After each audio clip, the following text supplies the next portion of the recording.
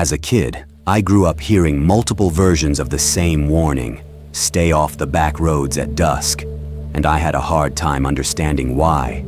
Oh sure, there were stories of bad things happening on those roads, but I always figured it was the old folks trying to mess with us kids. I didn't understand it, but I obeyed regardless.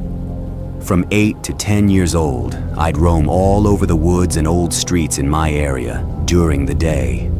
My siblings and I were always told to be home before dark, and if we'd be late, never to go into the back roads, not even to shortcut.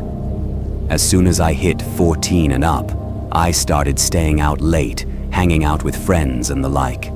Up until one night, I was leaving a friend's house to come home, and it was around 9:30, 10 p.m. I didn't realize how late the hour had gotten.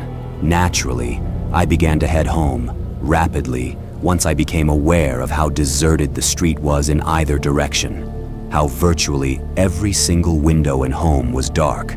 It should be noted that most of the back roads here are lined with homes that have been abandoned since the 90s, and some of these roads have not a single functioning street lamp. In this case, the street I was on had 2 functional lamps, one at the start and one at the end of the street. The one that was in the middle had long since burnt out. Almost halfway down the street, I had the distinct urge to look behind me. When I did, I almost screamed from surprise and not a small amount of fear. There, under the street lamp at the far end of the road, was someone. It was too far to tell male or female. They were swaying back and forth, listlessly. Arms by their side, head down, hair covering any features I might have seen otherwise. The kind of posture you'd see on someone slouched while standing. It wasn't so much their posture, nor the swaying that bothered me, but how they seemed to notice when I'd spotted them. They stopped swaying.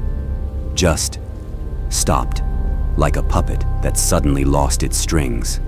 To this day, I don't know if it was a trick of the light, or if I really saw it, but I briefly saw what looked like a glint of silver, just barely. But that was all it took to make me speed up again, more so when I looked back and they were gone. I bolted then, as far and fast as I could from that road.